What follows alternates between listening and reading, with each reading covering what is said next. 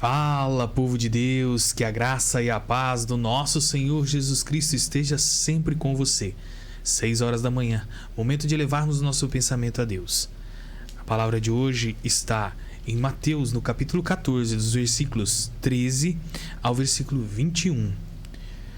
A primeira multiplicação de pães e peixes. Diz assim a palavra do Senhor. Jesus, ouvindo isto, retirou-se dali num barco para um lugar deserto, à parte. Ao saber disso, as multidões vieram da cidade seguindo-o por terra. Ao desembarcar, Jesus viu uma grande multidão, compadeceu-se dela e curou os seus enfermos. Ao cair da tarde, os discípulos se aproximaram de Jesus e disseram: Este lugar é deserto e já é tarde. Mande as multidões embora, para que, indo pelas aldeias, comprem para si o que comer. Jesus, porém, lhes disse: Não precisam ir embora. Deem vocês mesmos de comer a eles. Mas eles responderam: Não temos aqui senão 5 pães e 2 peixes. Então Jesus disse: Tragam esses pães e peixes aqui para mim. E tendo mandado que a multidão se assentasse sobre a relva, pegando os 5 pães e os 2 peixes, erguendo os olhos para o céu, os abençoou. Depois, tendo partido os pães, deu aos discípulos, e estes deram às multidões. Todos comeram e se fartaram, e ainda recolheram 12 cestos cheios de pedaços que sobraram. E os que comeram eram cerca de 5.000 homens, além de mulheres e crianças.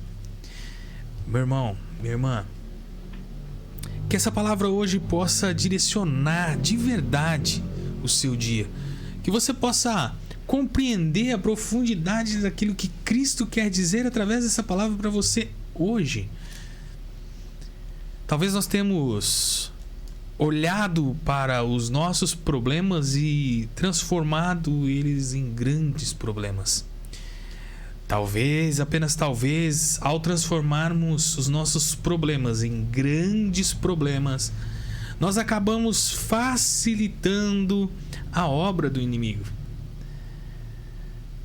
E veja, o problema, nesse caso, era uma multidão de gente que acompanhava Jesus. A preocupação dos discípulos, válida, não tinha comida para todos. Mas por quê? Porque os discípulos, eles olhavam para aquela situação ali com um olhar humano. Jesus era Deus. Será que eles se esqueceram daquela história contada no livro do Velho Testamento a respeito do pão, do maná que caiu do céu? Ou será que naquele momento ali, para eles, era um momento natural, cotidiano? O que será que eles pensavam? Agora, fazendo uma análise um pouco mais atualizada sobre o problema que você está enfrentando, será que você não conhece aquela história lá do Velho Testamento onde Deus mandou cair pão, maná do céu? Será que você não conhece a história que Jesus conta aqui para nós, que a Bíblia relata para nós da multiplicação dos pães e dos peixes?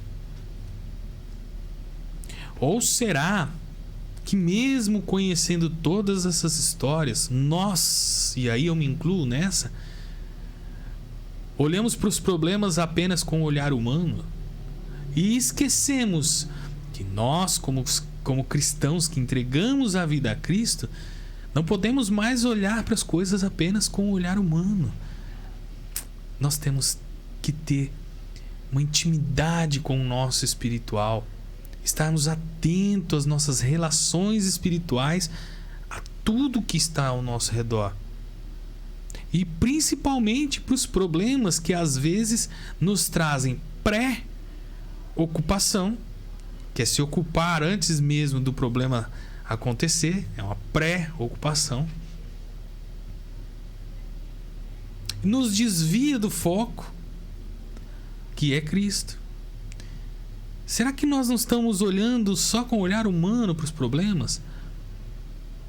Veja, se nós começarmos a observar tudo ao nosso redor com o olhar humano, mas acima de tudo com o olhar espiritual, nós vamos entender que não existe problema que não possa ser resolvido pela misericórdia de Cristo.